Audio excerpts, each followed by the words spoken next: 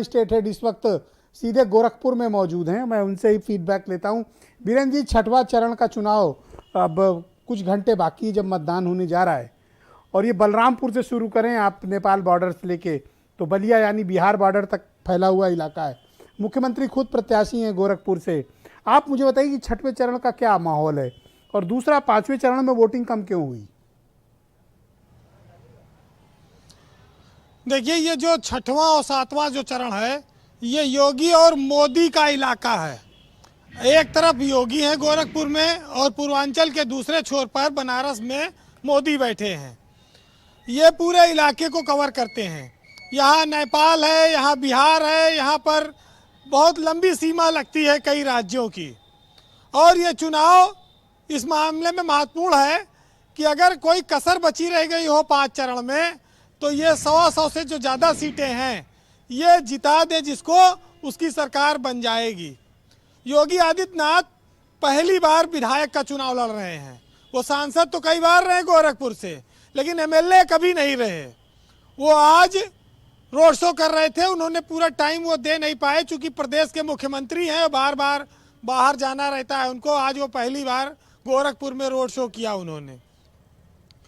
गोरखपुर की 9 विधानसभा सीटों में आपको आश्चर्य होगा कि बीजेपी ने 8 सीटें जीती थी और 1 सीट बीएसपी को मिली थी। और 2012 में भी समाजवादी पार्टी यहाँ 1 सीट नहीं जीत पाई थी, 2000 जब अखिलेश यादव मुख्यमंत्री थे, और 2017 में भी। तो सपा के सामने तो गोरखपुर में खाता खोलना एक बड़ी चुनौती है। इस बार वो इस उम्मीद में है कि वो खाता खोलेगी, और उसके साथ जातीय समीकरण हावी है। देखिए, ये जो पूर्वांचल का चुनाव है, अब यहाँ पर गर्मी वर्मी वाला मामला तो रहा नहीं, यहाँ पर कास्टिज्म का मामला जरूर है।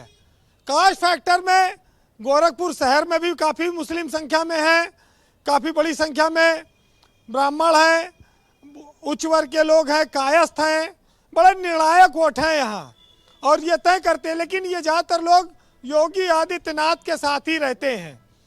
उत्तर प्रदेश में मुख्यमंत्री पद पर है वो चुनाव जीत जाएंगे, कोई आश्चर्य की बात नहीं है। लेकिन बीजेपी के लिए जो स्थितियां हैं, एंटी इनकम्बेंसी को आप कैसे खारिज कर सकते हैं?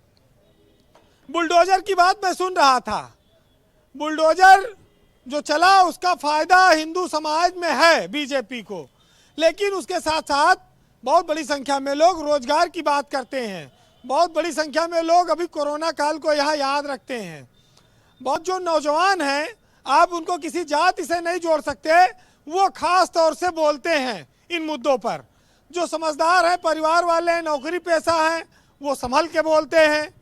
मैंने आज बात की बहुत सारे लोगों से, अभी ये कह रहे थे कि हमारे खान साहब की बुलडोजर साइकिल को तोड़ के फेंक देगा, हाथी का कुछ नहीं बिगाड़ पाएगा। अरे लोहा से कहीं चमड़ा जीतेगा? कटकुटा जाएगा। बुलडोजर में सब लोहा लगा होता है, साइकिल में तो भी लोहा है जी। हाथी घोड़ा कुछ नहीं, बुलडोजर के आगे क्या है? आप देखिए, खान साहब की पार्टी इस पर निर्भर है कि भाई जो लोग विभिन्न दलों से आए थे, मजबूत प्रत्याशी थे, इन्होंने उनको टिकट दिया है।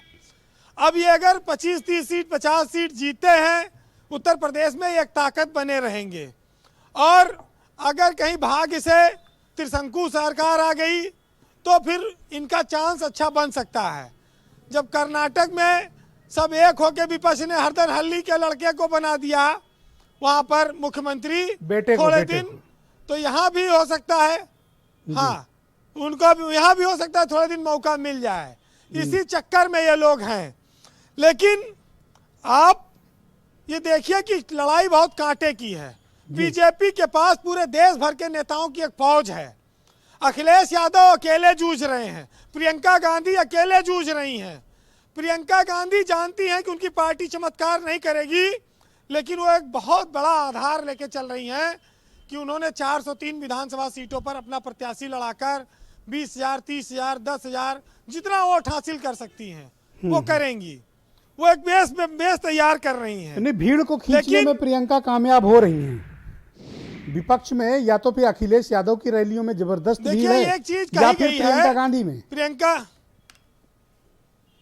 देखिए प्रियंका गांधी जो एक टारगेट लेके चल रही हैं, उसमें कहा जाता है कि जिंदगी उसी के साथ खेलती है जो खिलाड़ी बेहतरीन होता है, और दर्द सबके एक से होते हैं मगर हौसले सबके अलग अलग हैं। कोई हताशा में बिखर जाता है और कोई संघर्ष करके निखर जाता है। तो ये जो चुनाव है कांग्रेस के लिए कुछ इसी तरह का चुनाव है। आज उत्तर प्रदेश की जनता इस बात को देखे कि वो अंधी होकर मतदान न करे, वो आंख खोल कर मतदान करे और अपने भविष्य के लिए एक ईमानदार और एक अच्छा नेता, ऐसी सरकार चुने जो उसका कल्याण कर सके। ये जनता खुद तय करें, वो राशन पानी पे वोट देगी, नमक तेल पे देगी कि कहाँ देगी, जिस पे बीजेपी को थोड़ा संभावना है कि हो सके तो कुछ टूट आवे इतना माल खिलाने के बाद। क्योंकि एक विधायक ने कहा कि हमारा सब खा लिया, वोट भी नहीं दोगे, हमारा नमस्ते भी ठीक से नहीं ले रहे हो। तो ये कहीं कहीं समस्याएं आती हैं।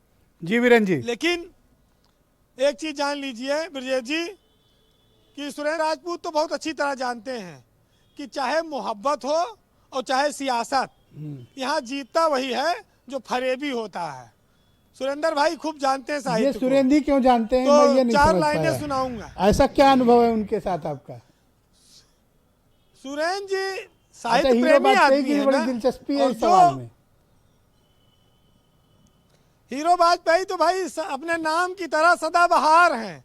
आपने उनको हमेशा जवान देखा होगा। हाँ, आज तक उनको आपने कभी नहीं देखा होगा उनके ऊपर कहीं पर बुढ़ापा हावी हो नहीं, रहा मैं तो है। इन पर इंक्वायरी वो एकदम कराऊंगा। जवान बने हैं।